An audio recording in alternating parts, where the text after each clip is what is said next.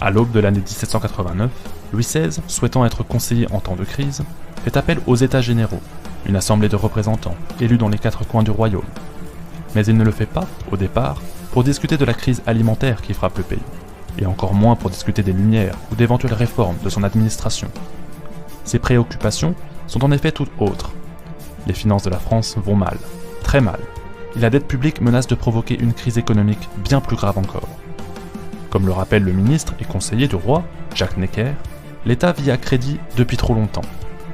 Ses dépenses dans les secteurs régaliens tels que l'armée, mais aussi les arts, la science, et comme il était courant à l'époque de la cour à Versailles, sont financées par des emprunts obligataires que le roi émet auprès de la bourgeoisie française. Jusqu'au milieu du XVIIIe siècle, ce mode de financement était encore valable car la France disposait d'un vaste empire colonial qui lui assurait des revenus réguliers. Le royaume est alors la première puissance mondiale. Mais une alliance entre la Prusse et l'Angleterre va, de façon surprenante, mettre à bas cette hégémonie. Les Anglais envoient la marine royale par le fond, tandis que les Prussiens, de leur côté, mettent à genoux l'armée française et le pays perd, en moins de 10 ans, son statut de puissance dominante. Et très vite, l'effet se fait ressentir sur les finances publiques. La dette explose